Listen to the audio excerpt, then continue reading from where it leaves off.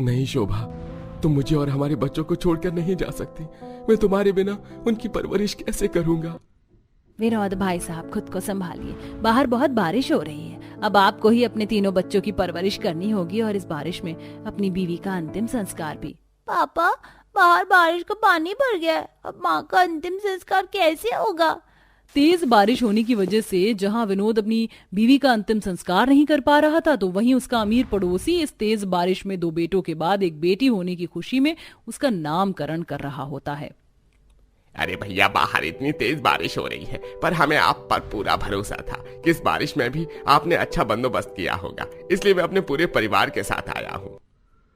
अरे भाई साहब, हम औरों की तरह गरीब थोड़े ना, जो घर में बीवी की लाश रखे। अरे 2 पैसे ज्यादा कमाया होता तो इस बारिश की वजह से अंतिम संस्कार न रुका होता, पर हमें क्या, हमने तो पूरी व्यवस्था कर रखी है अपनी बेटी के नामकरण की। छत पर चलिए, वहीं पर खाने का इंतजाम है। अशोक विनोद को सुनाकर अपने सभी मेहमानों के साथ घर में जाता है। उसने बारिश में भी सारी अरेंजमेंट काफी अच्छी करी थी। सभी मेहमान छत पर जाकर आराम से खाना खाते हुए कुछ ही देर में जब बारिश बंद होती है तो विनोद भी अपनी बीवी का अंतिम संस्कार करता है। समय गुजरता है और विनोद अपनी दोनों बेटियों को स्कूल भेजकर अपने बेटे को अपने साथ फैक्ट्री ले जाता है और वहां काम करता है। देखते ही देखते 5 साल बीत जाते हैं। शीला, आज तुम स्कूल के लिए तैयार नहीं हुई? पापा, दीदी अब से स्कूल नहीं जाना चाहती। क्या स्कूल नहीं जाना चाहती? पर क्यों शीला? पापा, अब राजू बड़ा हो रहा है, उसके स्कूल जाने का समय है। मैंने 10वीं पास कर ली, अब मुझे आगे नहीं पढ़ना बल्कि काम करके आपकी मदद करनी है। मैं स्कूल के साथ सिलाई भी सीखती थी और अब मुझे इतनी सिलाई आ गई है कि गांव में लोगों के कपड़े सिल सकूं और आपकी मदद कर सकूं। इसका मतलब अब से दीदी की तरह मैं भी स्कूल जाऊंगा? पापा, अब मैं बड़ी हो गई हूँ, मुझे आपका साथ देना है, इसलिए मैं घर में रहूंगी। जब मेरे भाई बहन स्कूल से घर आएंगे तो मैं माँ की तरह उनका ख्याल रखूंगी। शीला की बड़ी बड़ी बातें सुनकर विनोद की आंखें भर जाती हैं और वह इस बात के लिए राजी हो जाता है। जिसके बाद शीला घर में रहती है और पूरे दिन सिलाई करती और अपने पिता और भाई बहन के स्कूल से आने के बाद उनको खाना बना कर देती और पूरा घर संभालती। समय गुजरता है और शीला काजल बड़ी हो जाती है। काजल, मैंने तुझे मना किया था ना पापा से पैसे लेने के लिए, मैं तेरी कॉलेज का खर्चा उठा तो रही हूँ। अरे शीला, क्यों बेचारी को डांट रही हो? वैसे भी अब तुम दोनों बहन का साथ बस कुछ ही दिन के लिए है। मैंने सुरेश भाई साहब से बात करी है तेरे रिश्ते के लिए। नहीं पापा, मैं पहले शादी नहीं करूंगी, पहले मैं अपनी छोटी बहन की शादी करवाऊंगी। काजल अभी नादान है, मेरे जाने के बाद वो आपका और राजू का ख्याल नहीं रख पाएगी। पर शीला, समाज क्या बोलेगा? बड़ी बहन के होते छोटी बहन की शादी पहले। विनोद अपनी बेटी से बात कर ही रहा होता है कि तभी वहां अशोक हाथों में मिठाई लेकर आता है। ये लो विनोद भाई साहब मिठाई। पता नहीं तुम अपनी बेटी की कभी शादी कर पाओगे या नहीं। मेरी बेटी तेरी छोटी बेटी के बराबर, पर देख, मेरे समझदार बेटों ने अपनी शादी न करके पहले अपनी बहन की शादी करने का फैसला लिया है और मैं उनके इस फैसले से बहुत खुश हूँ। अगर तेरा बेटा भी बड़ा होता तो आज तेरी थोड़ी मदद हो जाती। वैसे ये मिठाई मेरी बेटी का रिश्ता लगने की खुशी में है, ले। अशोक मिठाई के साथ विनोद को ताने भी दे देता है। जिसके बाद विनोद शीला की बात मान जाता है और बहुत जल्द काजल के लिए बहुत अच्छे घर से रिश्ता आता है। भाई साहब, हमें आपकी लड़की तो बहुत पसंद है, पर शादी में कुछ लेन देन भी होता है। माँ, मैंने तुम्हें कहा था ना, मैं दहेज के सख्त खिलाफ हूँ। विपिन, मैं दहेज नहीं मांग रही, पर शादी में खर्च तो करना ही पड़ेगा ना। हमारे भी रिश्तेदार हैं भाई साहब, आप हमें 1 रुपए दहेज मत दीजिए, पर बारातियों का स्वागत अच्छे से करना, उनकी विदाई अच्छे से करना, शादी की अरेंजमेंट अच्छी होनी चाहिए और बहू को सोना भी बना कर देना। साथ में मेरे बेटे को एक बाइक भी, ताकि जब हमारे मेहमान आए तो कोई हमारा मजाक ना बना पाए। समाज में रहना है तो समाज के अनुसार चलना पड़ता है। आप सही कह रही हैं बहन। तो फिर ठीक है, 2 महीने बाद हम शादी की तारीख डाल देते हैं। क्या 2 महीने बाद? पर उस वक्त तो काफी बारिश होती है। तो क्या हुआ भाई साहब, शादी तो करनी ही है ना। विनोद इतना अच्छा रिश्ता हाथ से जाने नहीं देना चाहता था, इसलिए वह इससे शादी के लिए हाँ कर देता है। पर सारी रात उसे नींद नहीं आती। ऐसे ही एक दिन विनोद फैक्ट्री के लिए जा रहा होता है और अशोक उससे कहता है, विनोद भाई साहब, मैंने सुना है तुमने अपनी हैसियत से बड़े घर में रिश्ता किया है। रिश्ता तो इतने बड़े घर से जोड़ लिया, पर कोई कमी मत रखना। और तुम अपनी बेटी की शादी मेरी बेटी के साथ कर रहे हो, बराबरी करना चाहते हो क्या? नहीं नहीं नहीं अशोक भाई साहब, आप कहाँ मैं कहाँ, वो तो लड़के वालों की डिमांड पर हुआ है। अशोक की बातें सुनकर शीला को बहुत बुरा लगता है और अब वह और भी ज्यादा कपड़े सिलने के लिए बैठ जाती है। साथ ही वह गांव के बाहर बड़े बड़े टेलरों के पास जाती है और उनसे भी कुछ कपड़े सिलाई करने के लिए घर ले आती है और सारी रात बैठकर सिलाई करती है। ये देख विनोद को काफी अच्छा लगता है और अगले दिन बैंक जाने के लिए जैसे ही विनोद घर से निकलता है तेज बारिश होने लगती है और क्योंकि 10 साल से उसके घर की मरम्मत नहीं हुई थी इसलिए उसके घर की छत टपकने लगती है। पापा, मेरी शादी इस बारिश में कैसे होगी? हमारा तो घर भी ठीक नहीं है। अरे बेटा, तू इतनी चिंता क्यों करती है? तेरा बाप अभी जिंदा है। मैं जा रहा हूँ बैंक अपनी एफडी तोड़वाने और LIC के भी पैसे आए हैं, तू फिक्र मत कर। हाँ काजल, तू चिंता मत कर। मेहमानों के लिए मैं अपने हाथों से कपड़े बना रही हूँ, उन्हें विदाई में दूंगी ताकि कोई तुझे ताना ना दे सके। और रही घर की बात, तो मैं कमा रही हूँ ना, घर की मरम्मत मैं करवाऊंगी। शीला की बातें सुनकर विनोद का सीना गर्व से चौड़ा हो जाता है और वह बारिश में भीगते हुए बैंक जाता है और पैसे लेकर घर आता है। तो वहीं शीला रात भर सिलाई करती और पैसे जोड़कर मिस्त्री को बुलाकर अपने घर की छत ठीक करवाती है। समय गुजरता है और विनोद अपनी सारी जमा पूंजी से अपनी बेटी के लिए सोना बनवाता है। शादी का दिन नजदीक आने लगता है और बारिश भी अपनी चरम सीमा पर पहुंच जाती है। शीला, तूने छत तो ठीक कर ली, पर हमारा घर तो गड्ढे में है। बारिश का सारा पानी घर में आ गया। अगर शादी वाले दिन ऐसा हुआ तो मैं मेहमानों को कहाँ बैठाऊंगा? अशोक भाई साहब ने अपनी बेटी की शादी के लिए बैंक्वेट बुक किया है। उन्हें तो कोई दिक्कत नहीं होगी, पर मेरी बेटी के फेरे कैसे होंगे इस बारिश में? किससे कर्ज लूं? पापा, आप फिक्र क्यों करते हैं? मेरी बहन के फेरे इस बारिश में ही होंगे। इतना बोल शीला अपने पिता के साथ बारिश में बाहर जाती है और टेंट वालों से बात करके आती है और साथ में शीला कुछ पन्नी भी खरीद कर लाती है। तो वहीं विनोद भी बारिश में भीगते हुए कुछ पैसे कर्ज लेकर आता है और उन पैसों से एक बाइक खरीदता है। तो वहीं शीला सारी रात बारिश में ईंट भट्टी से सस्ते रेट पर ईंट लेकर आती है और अपने घर में फर्श पर बिछा देती है। पापा, मैंने सारा इंतजाम कर लिया। अब हमारा घर ऊंचा है, मैं जमीन पर चटाई बिछा देती हूँ और हाथों से दीवारों की लिपाई करके उस पर डिजाइन बना दूंगी। घर के बाहर चौकी लगाकर मैंने मंडप सजाया है और मंडप के ऊपर बड़ी सी पन्नी लगाई है ताकि फेरे लेते हुए कोई दिक्कत ना आए। देखिए जी, बेचारे गरीब विनोद भाई साहब अपनी बेटी की शादी के लिए इस बारिश में कितने जुगाड़ कर रहे हैं। चलिए, हमने तो बैंक्वेट किया है, पर और तेज बारिश होने लगेगी तो रोड पर पानी भर जाएगा। पता नहीं कैसे इनकी बेटी के फेरे पूरे होंगे।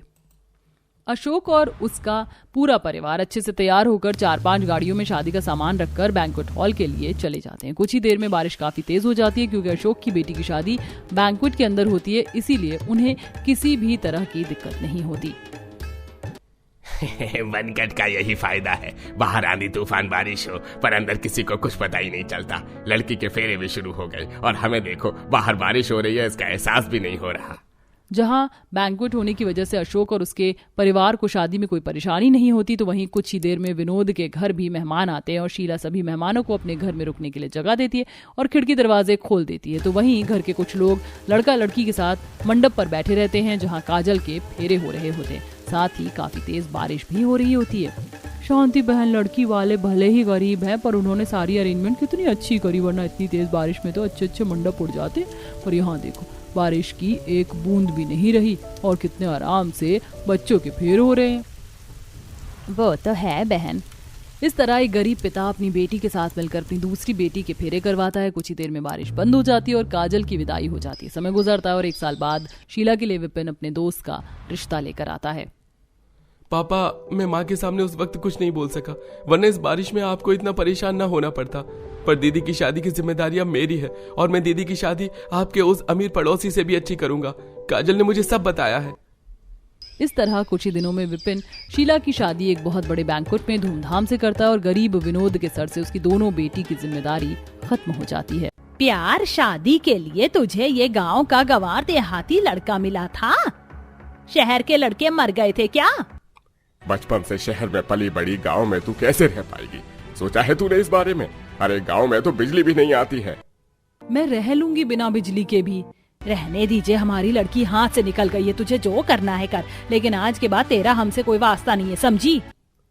शहर की रहने वाली सोनम ने गांव के रमन से अपनी मर्जी से शादी की थी, जिसके चलते सोनम के माँ बाप उसे ठुकरा देते हैं और अब रमन सोनम को लेकर शहर के पास से बने अपने गांव में पहुंचता है। रमन, तुम्हारे गांव में तो काफी ज्यादा गर्मी है और यहाँ घर तक जाने के लिए कोई कैब वगैरह नहीं होती है क्या? सोनम, ये गांव है, यहाँ तो लोगों को कैब के बारे में भी पता नहीं होगा। बस थोड़ी देर और फिर हम लोग घर पहुंच जाएंगे। मैं तो घर जाते ही सबसे पहले ठंडे पानी से नहाऊंगी और ठंडी ठंडी हवा में आराम करूंगी। सोनम की बात सुनकर रमन के चेहरे पर अचानक एक उदासी आ जाती है। थोड़ी देर में दोनों घर पहुंचते हैं, जहां रमन की माँ, बहन, पिता सब मिलकर सोनम का बड़े प्यार से गृह प्रवेश करते हैं। भाभी भैया ने जितना आपके बारे में बताया था, आप तो उससे कहीं ज्यादा सुंदर हो। वैसे आप क्या पीना चाहोगी, नींबू पानी या आम पन्ना? तुम कुछ भी ले आओ, लेकिन सबसे पहले पंखा या कूलर चला दो, बहुत गर्मी लग रही है मुझे। बहू वो क्या है ना, सुबह से बिजली गई हुई है। क्या कहा आपने? बिजली गई हुई है? तो ये बिजली कब आएगी अब? दोपहर से शाम हो गई थी, लेकिन बिजली आने का नाम ही नहीं ले रही थी। अंधेरा होता देख लाजवंती लालटेन जला लेती है, जिसे देख माँ जी यहाँ बिजली कब आएगी? दोपहर से गई हुई, अब तक तो आ जानी चाहिए। अरे बहू, गांव में तो ऐसा ही होता है, आज बिजली है तो 4 दिन बिजली भगा देते हैं। थोड़ी देर में बाहर हवा चलने लगेगी तो हम सब आंगन में जाकर सो जाएंगे। गांव की रात की हवा तुम्हारे कूलर एसी से भी ज्यादा ठंडी हवा देती है। खाना खाने के बाद सोनम सभी के साथ जाकर आंगन में सो जाती है। रात भर गर्मी से बेचैन होकर सोनम ठीक से सो नहीं पाती। अगला दिन भी लगभग खत्म होने को आ जाता है, लेकिन बिजली आने का नाम नहीं लेती। रमन बिजली कब आएगी? देखो ना, गर्मी से मेरी क्या हालत हो गई है। सुबह से 3 बार जाकर नहा चुकी हूँ, लेकिन ये गर्मी है कि दूर होने का नाम ही नहीं ले रही है। सोनम और रमन की शादी को लगभग 1 हफ्ता हो चुका था, और इस 1 हफ्ते में एक बार भी सोनम के ससुराल में बिजली नहीं आई थी, जिससे अब सोनम गर्मी से इतना परेशान हो जाती है कि वो रमन से लड़ाई झगड़ा करना शुरू कर देती है। बस रमन, बहुत हुआ, अब इस गर्मी को और बर्दाश्त नहीं कर सकती। अब जब तक तुम्हारे गांव में बिजली नहीं आती, तब तक हम लोग शहर में रहेंगे। सोनम, ये तुम क्या कह रही हो? वही जो तुमने सुना। मैं चली अपना सामान पैक करने। सोनम गुस्से में अपना सारा सामान पैक करती है और अपने ससुराल से जाने लगती है, जिसे देख लाजवंती सोनम बहू रुक जाओ, तुम बार बार यही कहती हो ना कि बिजली क्यों नहीं आती। अरे जब गांव में बिजली होगी तो आएगी ना, हमारे गांव में बिजली नहीं है। क्या कहा आपने? आपके गांव में बिजली नहीं है? लेकिन ये कैसे हो सकता है? आजकल तो देश के हर छोटे बड़े गांव में बिजली है, और ये गांव तो शहर से कितना ज्यादा नजदीक है। आप सब लोग बिना बिजली के गुजारा कैसे करते हो? बस बहू जैसे तैसे कर लेते हैं, हमें तो बिना बिजली के रहने की आदत हो गई है। लेकिन तुम शहर से आई हो, हफ्ते भर में ही गर्मी में तुम्हारी हालत खराब हो गई।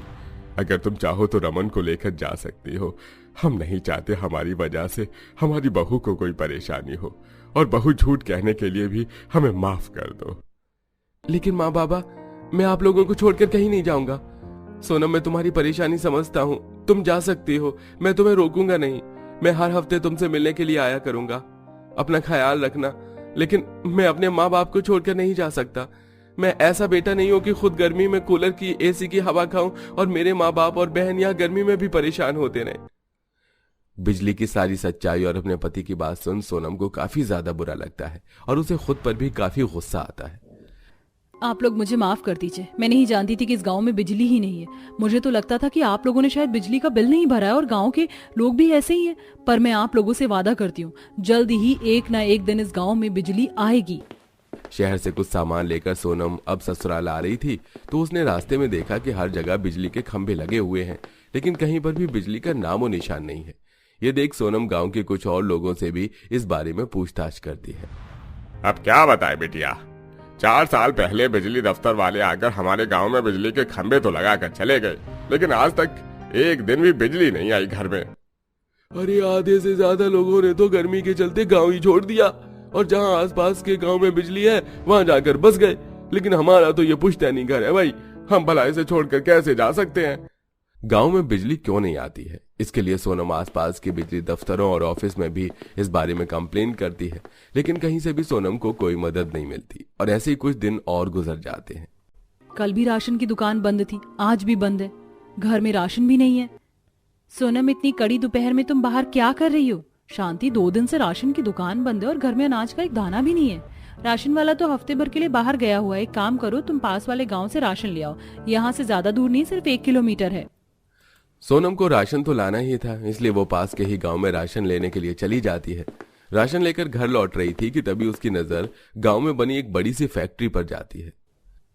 ये तो ऐसे ही फैक्ट्री है जैसे हमारे शहरों में होती है, लेकिन इन फैक्ट्री को चलाने के लिए तो काफी भारी मात्रा में बिजली का इस्तेमाल किया जाता है। लेकिन इस छोटे से गांव में इतनी ज्यादा बिजली कहाँ से आई? सोनम जैसे उस फैक्ट्री के पास जाती है तो वहां उसे उस फैक्ट्री का मालिक अपने आदमी से बात करता हुआ दिखता है। मालिक, आपने जो मुझे 2 पेटी दी थी वो मैं बिजली दफ्तर वालों को दे आया हूँ और कह दिया है हमारे पड़ोस वाले गांव में एक दिन भी बिजली नहीं जानी चाहिए। शाबाश मेरे चेले, ऐसी तरह काम करना। पड़ोसी गांव की बिजली चुरा चुरा कर हो तो मैं अपनी फैक्ट्री चला रहा हूँ। सोनम जैसे ये बात सुनती है तो वो आग बबूला हो जाती है और गुस्से से तिल मिलाते हुए भजनलाल के पास जाती है। शर्म नहीं आती है तुम्हें? दूसरे गांव की बिजली चुराकर अपनी फैक्ट्री में इस्तेमाल करते हुए मैं तुम्हारी सच्चाई पूरे गांव वालों और पुलिस के सामने लेकर आऊंगी। हमारे गांव में लोग गर्मी से तड़प तड़प के मर रहे हैं और तुम बिजली चुराने में लगे हुए हो। अरे भांजे, थोड़ा सा ठंडा दिमाग करिए और कुछ ठंडा पीजिए। वो क्या है ना, आप हमारे बारे में जानती नहीं है। मैं इलेक्शन में खड़ा हुआ हूँ, इसलिए सारी पुलिस और लोग मेरी जेब में हैं, तो आप चाहकर भी कुछ नहीं कर पाएंगी। ठंडा पानी पीजिए और जाइए यहाँ से। भजनलाल की बात सुनकर सोनम काफी परेशान हो जाती है और घर लौट रही होती है कि तभी उसे रास्ते में बाइक पर आता हुआ अपना एक कॉलेज फ्रेंड रोहित मिलता है। अरे सोनम, तुम यहाँ? मैं यहीं पास वाले गांव में रहती हूँ। रमन से शादी करने के बाद मैंने शहर छोड़ दिया। सोनम रोहित काफी बातें करते हैं और बातों बातों में सोनम उसे अपने गांव में बिजली न आने और भजनलाल के बिजली चोरी करने की भी बात बताती है, जिसे सुन। सोनम, मेरे मामा मामी पास के गांव में रहते हैं। अक्सर मेरा शहर से गांव पर आना जाना रहता है। भजनलाल के बारे में मैंने सुना है, वो इस बार इलेक्शन में खड़ा हो रहा है और उसने यहाँ की पुलिस को भी पैसे खिला रखे हैं। लेकिन अगर हमने उसके खिलाफ सबूत इकट्ठा किए कि कैसे वो बिजली चुराता है तो हम कुछ कर सकते हैं, और मेरे चाचा पुलिस में हैं, वो हमारी मदद जरूर करेंगे। अगले दिन सोनम रोहित के साथ मिलकर अपने पड़ोसी गांव जाती है और रोहित के फोन से काफी सारी फोटोज और वीडियोस बनाती है, जिसमें भजनलाल साफ साफ बिजली चोरी करने की बातें कर रहा था। और ये सारे सबूत अब दोनों ले जाकर रोहित के पुलिस ऑफिसर चाचा को देती है, जो सीधा शहर से अब भजनलाल को पकड़ने के लिए आती है। अरे बहुत कर ली बिजली चोरी, अब जेल में तेरा इलाज होगा, साथ ही अब इलेक्शन का टिकट भी अब कैंसिल होगा। अरे इंस्पेक्टर साहब, अरे छोड़ दीजिए मुझे। इस इलेक्शन को जीतने के लिए मैंने काफी मेहनत की है। आप जो बोलेंगे वो मैं करूंगा। ऐसा है तो तुम्हें हमारे गांव की बिजली वापस हमारे गांव में ही भेजनी होगी। अगर एक दिन भी अब हमारे गांव से बिजली कटी तो तुम अगले दिन जेल में होगे। भूलना मत कि तुम्हारा सबूत हमारे और पुलिस दोनों के पास है। अपनी इलेक्शन की सीट बचाने के लिए भजनलाल सोनम की बात मान जाता है और अब कुछ समय में सोनम के गांव और उसके ससुराल में आखिरकार बिजली आ ही जाती है, जिसके चलते सोनम का गांव में काफी ज्यादा सम्मान होता है। अरे सालों से हम मर्द लोग जो नहीं कर पाए वो हमारे गांव की एक बहू ने कर दिखाया। अब आप लोगों को भी इस चीज का अच्छे से ध्यान रखना है। जब भी कोई ऐसी चीज हो तो हाथ पर हाथ धरे मत बैठिए, उठिए और अपने लिए आवाज उठाइए। मेरी बहू जैसी बहू अगर हर एक गांव हर एक घर में हो ना तो तुम्हें कभी कोई परेशानी नहीं हो सकती। कई लोग सोनम की पूजा भी करते हैं और उसे मालाएं पहनाते हैं और आखिरकार पूरे गांव और सोनम के ससुराल वालों को इस गर्मी से छुटकारा मिल ही जाता है।